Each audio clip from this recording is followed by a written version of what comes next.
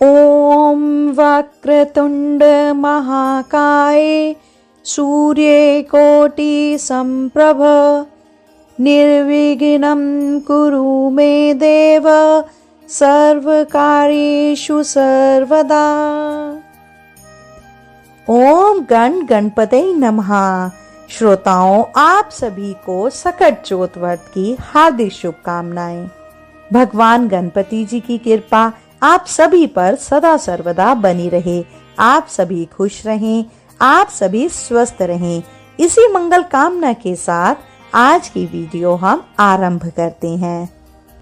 संतानों को सभी कष्टों से मुक्ति दिलाने वाली संकटी गणेश चतुर्थी का व्रत माघ कृष्ण पक्ष चतुर्थी को मनाया जाता है। इसे संकटी चतुर्थी, तिलकुटा चौथ या माघी चौथ भी कहते हैं। चतुर्थी तिथि के देवता के रूप में सुखकर्ता श्री गणेश सर्वत्र पूजे जाते हैं। संतानों को सभी कष्टों से मुक्ति दिलाने वाली संकटी गणेश चतुर्थी का व्रत माघ कृष्ण पक्ष चतुर्थी को मनाया जाता है। इसे संकष्टी चतुर्थी, तिलकुटा चौथ या माघी चौथ भी कहते हैं। इस दिन तिल का दान और सेवन करने का विशेष महत्व है।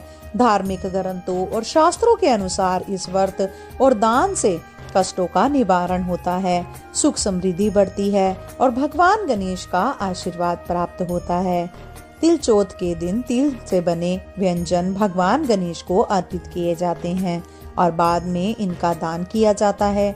शास्त्रों में कहा गया है, जो व्यक्ति श्रद्धा और भक्ति से तिल का दान करता है वह अपने सभी पापों से मुक्त हो जाता है। स्कंद पुराण के अनुसार तिल का दान करने से व्यक्ति के सभी जाने अनजाने पापों का नाश होता है और पितृदोष से मुक्ति मिलती है। मत्स्य पुराण के अनुसार इस दिन भगवान विष्णु के पसीने से उत्पन्न तिल और माता लक्ष्मी के द्वारा प्रकट किए गन्ने के रस से बने गुड़ का तिलकुटा बनाकर उसे दान करना चाहिए। व्रत करने वालों के लिए यदि संभव हो तो 10 महादान, जिनमें अन्नदान, नमक का दान, गुड़ का दान, स्वर्ण दान, तिल का दान, वस्त्र का दान, गोघी का दान, रत्नों का दान, चांदी का दान और 10वां शक्कर का दान करें। ऐसा करके प्राणी दुख, दरिद्र, कर्ज, रोग और अपमान के विष से मुक्ति पा सकता है। इस दिन गाय और हाथी को गुड़ खिलाने से अकाल मृत्यु का भय नहीं रहता। आइए श्रोताओं, अब रसपान करते हैं गणेश चतुर्थी के व्रत कथा का। पुराणों के अनुसार एक बार शिव जी ने कार्तिकेय और गणेश जी से पूछा कि तुम में से कौन देवताओं के कष्टों का निवारण कर सकता है। तब कार्तिकेय और गणेश जी दोनों ने ही स्वयं को इस कार्य के लिए सक्षम बताया। इस पर भगवान शिव ने कहा कि तुम दोनों में से जो भी सबसे पहले पृथ्वी की परिक्रमा करके आएगा वही देवताओं की मदद करने जाएगा।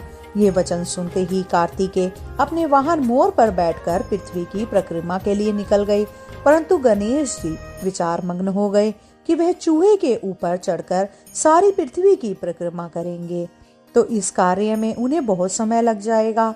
तभी उन्हें एक उपाय सूझा। वे अपने स्थान से उठे और अपने माता पिता की 7 परिक्रमा करके वापस बैठ गए। परिक्रमा करके लौटने पर कार्तिकेय ने स्वयं को विजय बताया और शिवजी जी ने गणेश जी से पृथ्वी की परिक्रमा ना करने का कारण पूछा। तब गणेश जी ने कहा, माता पिता के चरणों में ही समस्त लोक हैं। यह सुनकर भगवान शिव ने गणेश जी को देवताओं के संकट दूर करने की सलाह दी और गणेश जी को आशीर्वाद दिया कि चतुर्थी के दिन जो तुम्हारा श्रद्धा पूर्वक पूजन करेगा और रात्रि में चंद्रमा को अर्घ देगा, उसके तीनों ताप यानी देहिक ताप, दैविक ताप और भौतिक ताप दूर हो जाएंगे। बोलिए श्री गणेश जी की जय। इस प्रकार से श्रोताओं, प्रभु गणपति जी विघ्नहर्ता हैं। ऐसा माना जाता है कि संकटी चतुर्थी वाले दिन उनकी श्रद्धा भाव से पूजा करने से, उनकी यह कथा सुनने से सभी कष्टों से मुक्ति मिलती है। माघ कृष्ण पक्ष की चतुर्थी तिथि को रखा जाने वाला सकट चौथ व्रत महिलाओं के लिए बेहद खास होता है, क्योंकि यह व्रत माताएं अपने संतान की लंबी आयु और सुखी जीवन की कामना से रखती हैं। सकट चौथ पूजन के लिए पहला मुहूर्त सुबह 5:27 से 6:21 तक रहेगा और दूसरा मुहूर्त सुबह 8:34 से 9:53 तक रहेगा। तीसरा मुहूर्त सुबह 9:53 से 11:12 तक रहने वाला है और चौथा मुहूर्त शाम को 6 से 7 के बीच में रहने वाला है। श्रोताओं, आइए अब जान लेते हैं सकट चौथ पूजा विधि। सकट चौथ व्रत के दिन सुबह सूर्योदय से पहले उठ जाएं, फिर स्नान कर स्वच्छ वस्त्र धारण करें। इसके बाद व्रत का संकल्प लें। इसके पश्चात गणेश जी की पूजा करें। ध्यान रहे कि पूजा के समय आपका मुख पूर्व या उत्तर दिशा की तरफ होना चाहिए। पूजा में तिल, तांबे के लोटे में पानी, गुड़, फूल, चंदन, भोग, प्रसाद, केला, नारियल इत्यादि चीजें जरूर शामिल करें। इस बात का ध्यान रखें कि आपको तुलसी के पत्तों का इस्तेमाल इस पूजा में नहीं करना है। सकट चौथ पूजा में दुर्गा माता की प्रतिमा भी जरूर रखें। उन्हें फूल और भोग अर्पित करें। मंदिर में घी का दीपक जलाएं और इसके बाद इस मंत्र का सच्चे मन से जाप करें। गजाननम भूत गणादि सेवितम कपिथ जम्बू फल चारु भषणम उमासुतम शोक विनाश कारकम नमामि विघ्नेश्वर पाद पंकजम। फिर शाम में चांद के निकलने से पहले फिर से गणेश जी की पूजा करें। साथ ही इस दौरान सकट चौथ की कथा भी जरूर सुनें। इसके पश्चात गणेश जी की आरती करें। आरती के बाद भगवान को तिल के लड्डू, बूंदी के लड्डू, गन्ना, शकरकंद और घी प्रसाद रूप में जरूर अर्पित करें। गणेश मंत्र का जाप करते हुए उन्हें 21 दूर्वा भी जरूर अर्पित करें। रात में चंद्रदेव की विधि विधान पूजा करें। चांद को अर्घ देकर धूप दीप दिखाएं, फिर उन्हें प्रसाद अर्पित करें। इस दिन गणपति बप्पा और चंद्रदेव से संतान की लंबी आयु की कामना जरूर करें। चांद की पूजा के बाद नियम के अनुसार दूध और शकरकंदी खाकर अपना व्रत आप खोलें। श्रोताओं, आइए अब जान लेते हैं सकट चौथ व्रत कथा। सकट चौथ की व्रत कथा के अनुसार एक समय की बात है, एक नगर में एक कुम्हार रहता था। एक दिन जब कुम्हार ना बर्तन बनाने के बाद आवा लगाया तो वह नहीं पका। तब कुम्हार परेशान होकर राजा के पास पहुंचा और उसने पूरी बात बताई। तब राजा ने पंडित राज को बुलाकर इसका उपाय पूछा। तब पंडित ने कहा कि अगर हर दिन गांव में एक एक गांव से एक एक बच्चे की बलि दी जाए तो रोज ही आवा पकेगा। राजा ने ऐसा करने के लिए पूरे नगर को आदेश दिया। कई दिनों तक एक एक घर से एक एक बच्चे की बलि दिए जाती रही और फिर जब एक बुढ़िया के घर की बारी आई तो वो सोचकर परेशान होने लगी कि उसके पास तो बुढ़ापे का एकमात्र सहारा उसका इकलौता बेटा ही है। अगर ये बलि चढ़ जाएगा तो उसका क्या होगा। तब उसने सकट की सुपारी और धूप देकर बेटा से बोला, जा बेटा, सकट माता तुम्हारी रक्षा करेगी, और खुद सकट माता का ध्यान करने लगी। अगली सुबह कुम्हार ने देखा कि आवा भी पक गया और बालक को भी कुछ नहीं हुआ। फिर सकट माता की कृपा से नगर के वो बालक भी जीवित हो गए जिनकी बलि पहले दी जा चुकी थी। कहते हैं उसी दिन से सकट चौथ के व्रत का महत्व कई गुना बढ़ गया और इस दिन माताएं अपने संतान की रक्षा के लिए व्रत पूजन करने लगी। बोलिए श्री गणपति महाराज की जय। श्रोताओं, सकट चौथ के व्रत में पानी नहीं पिया जाता है। हालांकि गर्भवती महिलाएं स्वास्थ्य का ध्यान में रखते हुए पानी पी सकती हैं। आम महिलाओं को इस दिन चांद की पूजा के बाद ही पानी पीना चाहिए। सकट चौथ का व्रत निर्जला रखना चाहिए। ये व्रत सूर्योदय से लेकर चंद्र उदय तक रखा जाता है। इस दिन चंद्रमा को अर्घ देने के बाद ही ये व्रत पूरा माना जाता है। सकट चौथ के दिन काले रंग के कपड़े नहीं पहनने चाहिए। इस बात का विशेष ध्यान रखें कि चंद्रमा को अर्घ देते समय जल की छींटें आपके पैरों पर बिल्कुल भी ना पड़ें। अगर आप गर्भवती हैं और पहले से सकट का व्रत रख रही हैं और इस व्रत को रखना चाह रही हैं तो आपके लिए सुझाव है कि आप निर्जला व्रत ना रखें।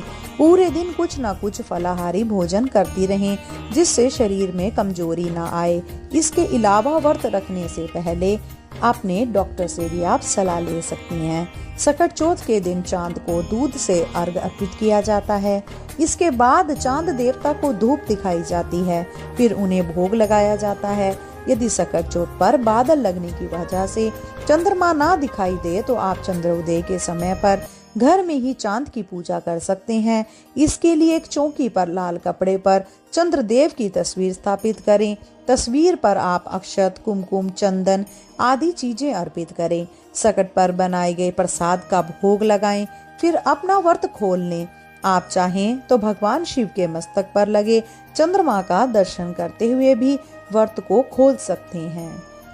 चलिए श्रोताओं, अब हम रसपान करते हैं श्री गणेश जी की दूसरी कथा का। एक बार भगवान गणेश जी बाल रूप में चुटकी भर चावल और एक चम्मच दूध लेकर पृथ्वी लोक के भ्रमण के लिए निकले। वे सबसे ये कहते घूम रहे थे, कोई इस चावल और दूध से मेरे लिए खीर बना दे। लेकिन सबने उनकी बात को अनदेखा कर दिया। तभी एक निर्धन बुढ़िया उनके लिए खीर बनाने को तैयार हो गई। इस पर गणेश जी के घर सबसे बड़े बर्तन को चूल्हे पर चढ़ाने को कहा। बुढ़िया ने बाल लीला समझते हुए घर का सबसे बड़ा भिगोना चूल्हे पर चढ़ा दिया। गणेश जी ने दिए चावल और दूध भिगोने में डालते ही भिगोना भर गया। इस दिन गणेश जी वहां से चले गए और बोले, अम्मा जब खीर बन जाए तो बुला लेना। पीछे से बुढ़िया के बेटे की बहू ने एक कटोरी खीर चुराकर खा ली और एक कटोरी खीर छिपाकर अपने पास रख ली। अब जब खीर तैयार हो गई तो बुढ़िया ने आवाज लगाई, आजा रे गणेशा, खीर खा ले। गणेश जी वहां पहुंचकर बोले कि मैंने तो खीर पहले से ही खा ली।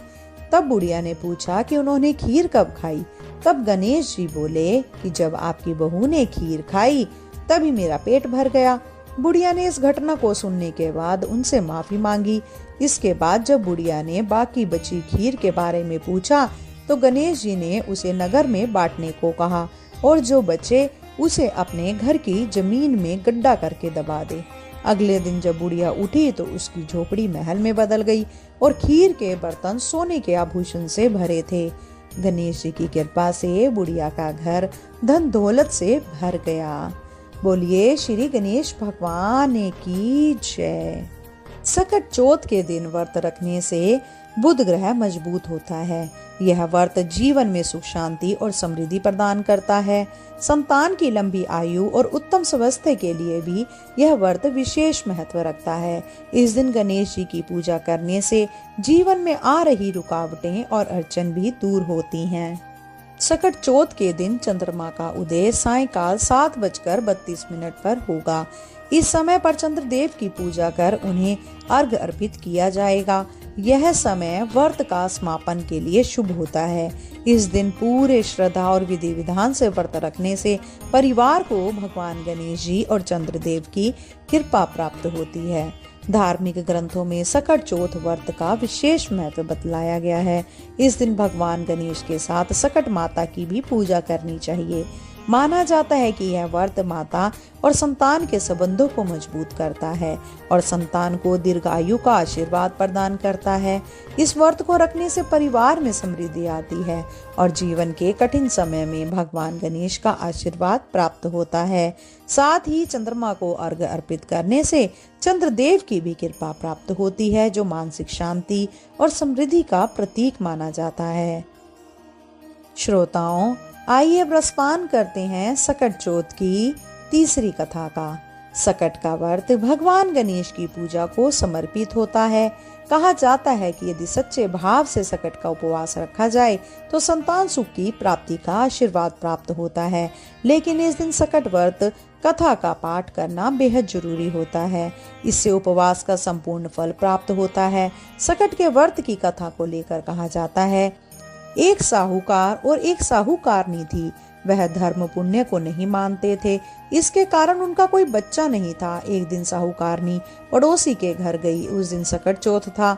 वहां पड़ोसन सकट चौथ की पूजा करके कहानी सुना रही थी। साहूकारनी ने पड़ोसन से पूछा, तुम क्या कर रही हो? तब पड़ोसन बोली कि आज चौथ का व्रत है, इसीलिए कहानी सुना रही हूँ। तब साहूकारनी बोली, चौथ के व्रत करने से क्या होता है? तब पड़ोसन बोली, इसे करने से अन्न धन सुहाग पुत्र सब मिलता है। तब साहूकारनी ने कहा, यदि मेरा गर्भ रह जाए तो मैं 1.25 सेर तिलकुट करूंगी और चौथ का व्रत भी करूंगी। श्री गणेश भगवान की कृपा से साहूकारनी के गर्भ रह गया तो वह बोली कि मेरा लड़का हो जाए तो मैं ढेर सेर तिलकुट करूंगी। कुछ दिन बाद उसके लड़का हो गया तो वह बोली कि हे चौथ भगवान, मेरे बेटे का विवाह हो जाए तो मैं 5.25 सेर का तिलकुट करूंगी। कुछ वर्षों बाद उसके बेटे का विवाह तय हो गया और उसका बेटा विवाह करने चला गया, लेकिन उस साहूकारनी ने तिलकुट नहीं किया। इस कारण से चौथ देव क्रोधित हो गए और उन्होंने फेरों से उसके बेटे को उठाकर पीपल के पेड़ पर बिठा दिया।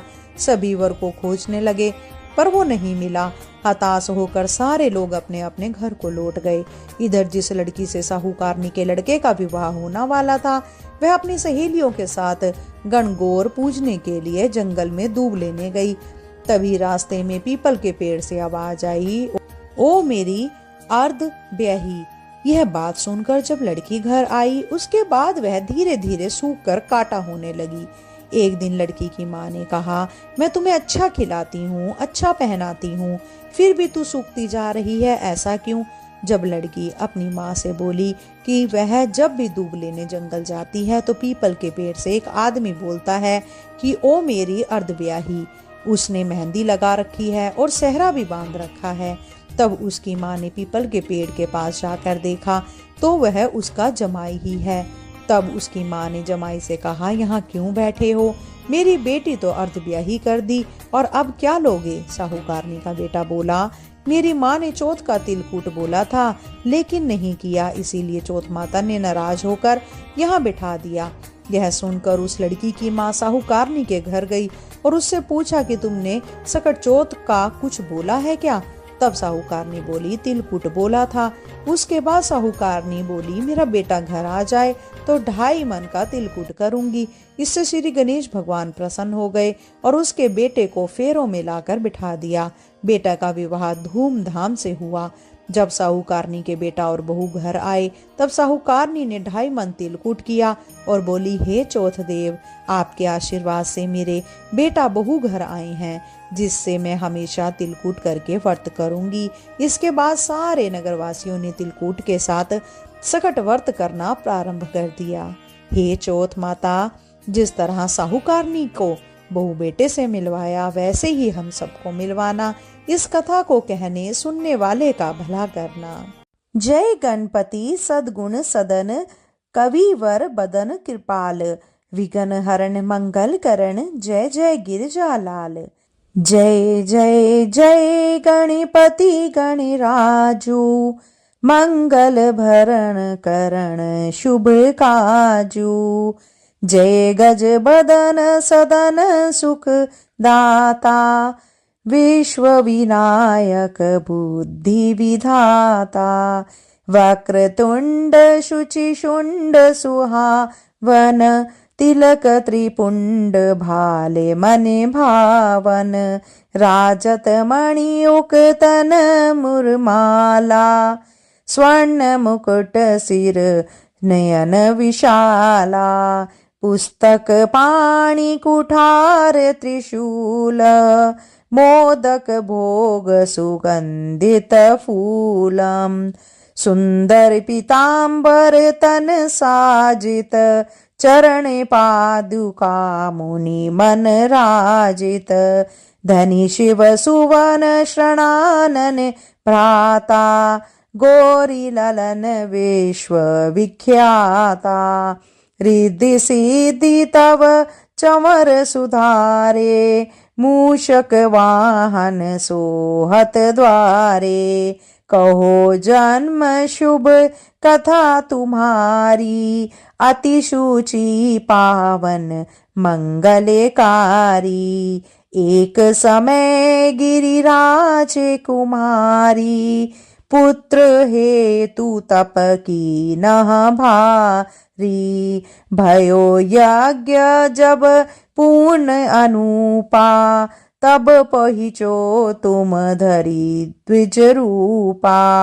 अतिथि जानी के गोरी सुखारी, बहुविधि सेवा करी तुम्हारी। अति प्रसन्न हवे तुम वर दीना, मातु पुत्र हित जो तप कीना। मिले ही पुत्र तुहि बुद्धि विशाला, बिना गर्भ धारण यही काला। गणनायक गुण ज्ञान निधाना, पूजित प्रथम रूप भगवाना। असे कही अंतर ध्यान रूप हवे, पालना पर बालक स्वरूप हवे। बनी शिशुरुदन जभई तुम ठाना, लखी मुख सुख नहीं गोरी समाना। सकल मगन सुख मंगल गावही, नाभते सुरन सुमन वर्षावही। शुंभु उमा बहुदान लुटावही, सुर मुनि जन सुत देखन आवही। लखी अति आनंद मंगल साजा, देखन भी आए शनि राजा। निज अवगुण गुणी शनि मन माही, बालक देखन चाहत नाही। गिरिजा कछु मन भेद बढ़ायो, उत्सव मोर न शनि तुहि भायो। कहत लगे शनि मन सकुचाई, का करियो शिशु मोहि दिखाई। नहीं विश्वास उमा उर भयो, शनि सो बालक देखन कहुओ। पद तहि शनि दृग कोण प्रकाशा, बालक सिर उड़ी गयो आकाशा। गिरिजा गिरी विकल हवे धरणी, सो दुख दशा गयो नहीं वरणी। हाहाकार मचयो कैलाशा, शनि की नो लखी सूत को नाशा। तुरंत गरुड़ चढ़ी विष्णु सिधाए, काटी चक्र सो गज सिर लाए। बालक के धड़ ऊपर धार्यो, प्राण मंत्र पढ़ी शंकर डार्यो। नाम गणेश शंभु तप कीनः, प्रथम पूज्य बुद्धि निधि वर दीने। बुद्धि परीक्षा जब शिव कीनः, पृथ्वी पर प्रदक्षिणा लीनः। चले शनानन भर्मि भुलाई, रचे बैठ तुम बुद्धि उपाई। चरणे मातु पितु के धर लीने, तिनके साथ प्रदक्षिण कीने। धनी गणेश कही शिव ही हर्षे, नभते सुरन सुमन बहुबर से। तुमरी महिमा बुद्धि बढ़ाई, शेष सहस मुख सके न गाई। मैं मतिहीन मलिन दुखियारी, करहु कौन विधि विनय तुम्हारी। भजत राम सुंदर प्रभुदासा, जग प्रयाग कंक्रा दुर्वासा। अब प्रभु दया दीना पर कीजे, अपनी शक्ति भक्ति कुछ दीजे। श्री गणेश यह चालीसा पाठ करे धर ध्यान, नित नव मंगल ग्रह बसे लहे जगत सम्मान। सबंध अपने सहस्त्र दश, ऋषि पश्चिमी दिनेश। पूर्ण चालीसा भयो, मंगल मूर्ति गणेश। बोलो श्री गणपति महाराज की जय। हे गणपति जी, इस कथा को सुनने वाले सभी श्रोताओं के मनोरथ पूर्ण करना, उनको स्वस्थ रखना, उनके घर में खुशहाली लाए सभी मनोरथ को पूरा करना। श्रोताओं, अगर आपने इन कथाओं का आनंद लिया हो तो कृपया करके वीडियो को लाइक और शेयर करें। इसी के साथ साथ अगर चैनल पे नए हैं तो कृपया करके सब्सक्राइब अवश्य कीजिए। आज के लिए इतना ही। शीघ्र मिलते हैं नई वीडियो नई जानकारी के साथ। जब तक के लिए जय श्री कृष्णा, राधे राधे।